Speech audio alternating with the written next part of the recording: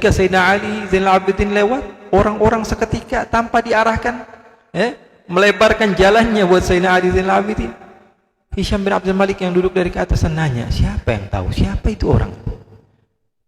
Kok saya datang perebutan susah gitu. Kadang-kadang ada orang yang dempet-dempetan tetap, karena di situ tidak dibedakan mau siapa kamu, selagi kamu adalah hamba Allah semua sama. Katanya, ini jangankan saya, kata siapa? Farzak ini, Batha semuanya ini kenal sama dia. Gunung kenal sama dia, batu kenal sama dia, Ka'bah kenal sama dia, wal baitu ya'rifu, yang halal yang haram semuanya kenal sama dia. Beliau ini cucunya Nabi, khairi ibni khairi ibadillahi kullihim. Beliau ini adalah Aliun Zainal Abidin, katanya. Kalau dia tidak pernah mengatakan la sama sekali. Saya minta tolong, oh enggak bisa, enggak pernah. Dia enggak pernah ngomong tidak sama sekali kecuali sekali ketika tasyahud. Saya bersaksi bahwa tidak ada Tuhan selain Allah. Sekali itu doang.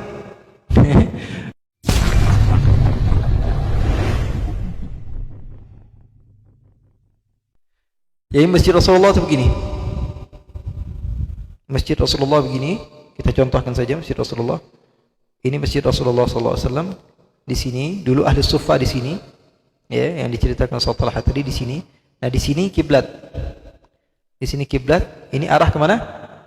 Baitul Maqdis. Arah Baitul Maqdis. Sementara ini arah ke Ka'bah. Ini rumah Rasulullah. Ini rumah Rasulullah SAW. Ini rumah Siti Aisyah. Ini rumah Siti Aisyah. Ini rumah Sayyidah Saudah binti Zam'ah, istri kedua Rasulullah SAW. Kemudian di sini rumah Sayyidina Ali bin Abi Thalib. Di sini rumah Sayyidah Zainab binti Khuzaimah, istri Rasulullah SAW, Zainab binti Khuzaimah.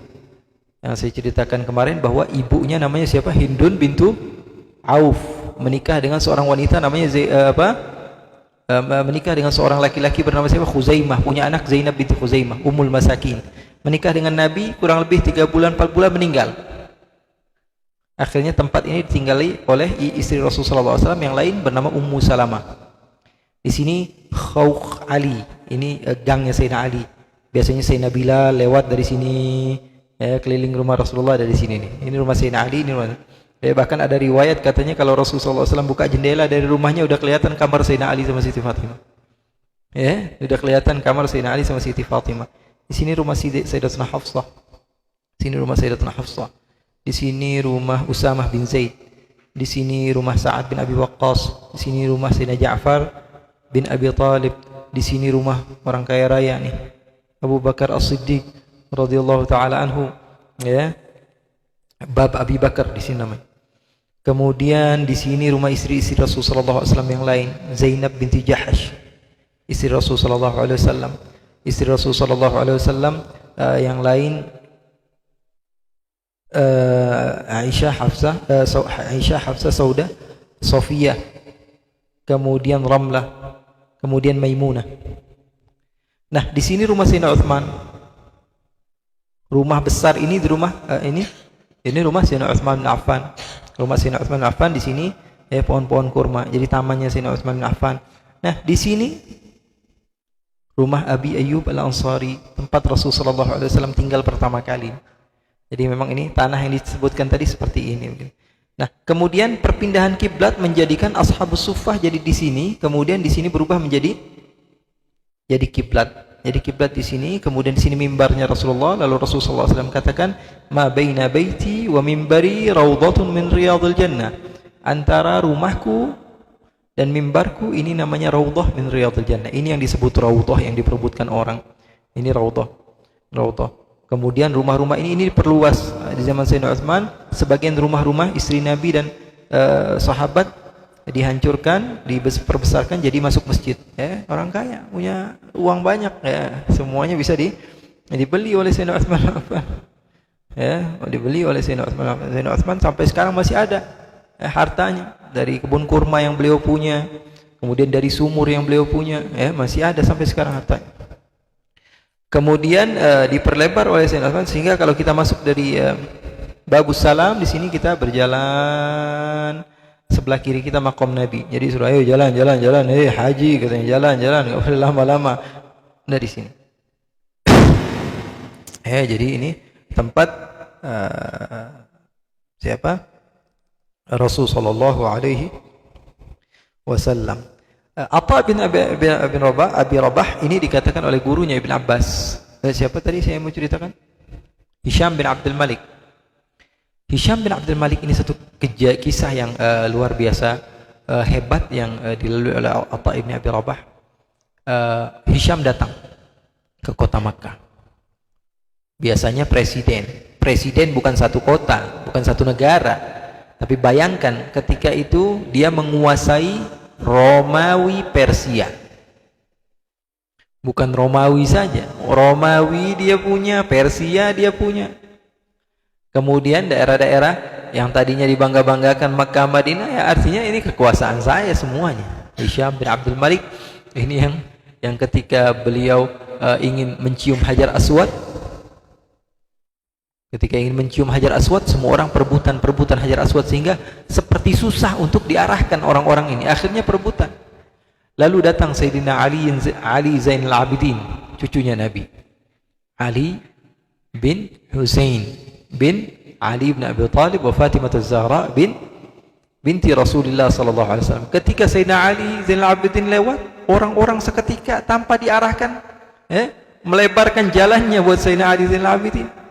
Hisham bin Abdul Malik yang duduk dari ke atas nanya, siapa yang tahu siapa itu orang? Kok saya datang perebutan susah gitu. Kadang-kadang ada orang yang dempet-dempetan tetap, karena di situ tidak dibedakan mau siapa kamu, selagi kamu adalah hamba Allah semua sama.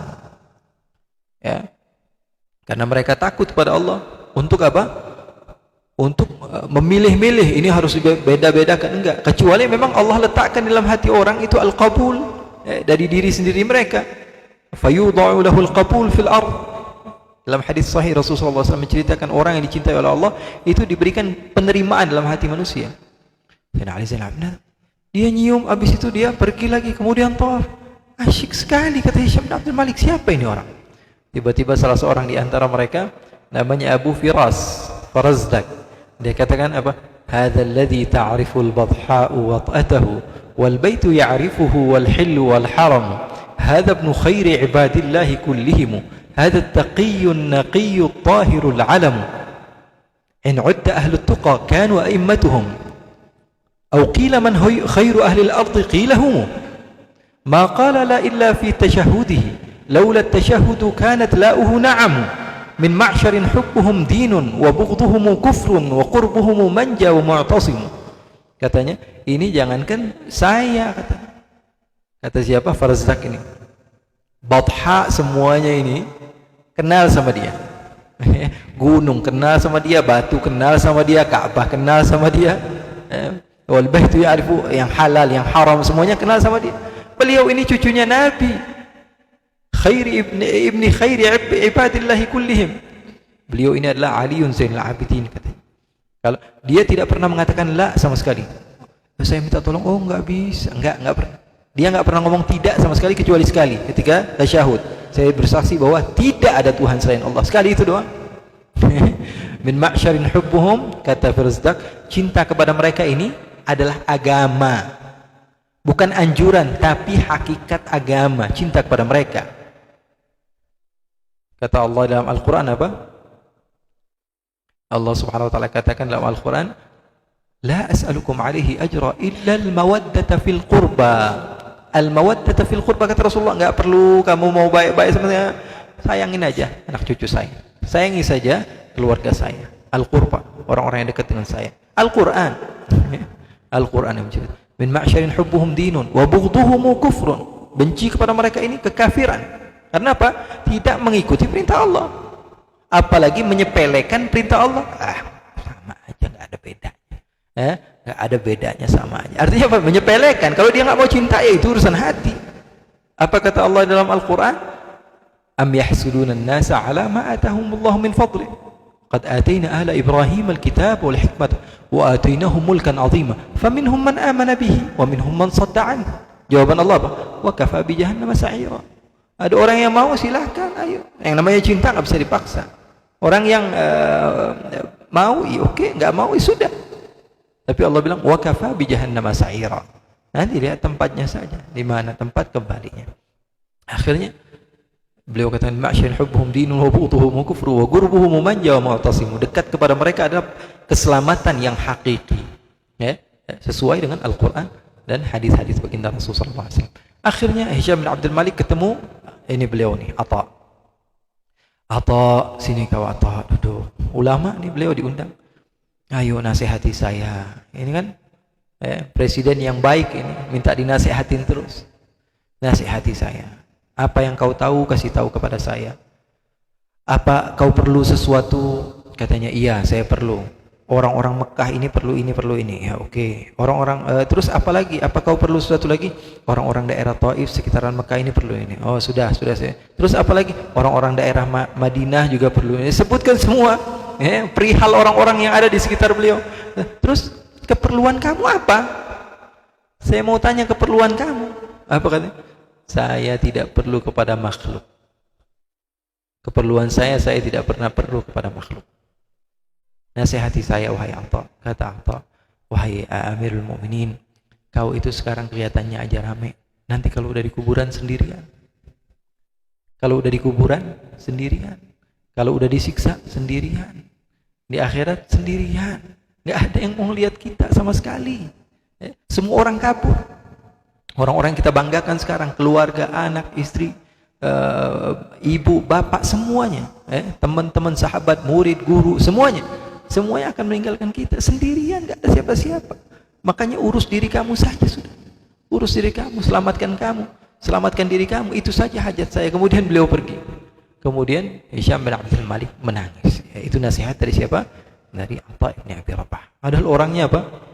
Orangnya maaf pincang, tangannya juga nggak bisa aktif. Salah satu di antara tangannya, matanya nggak bisa ngelihat, tapi hatinya kuat di dalam keimanan kepada Allah Subhanahu wa Ta'ala. Hadis ini insyaallah cukup untuk malam ini.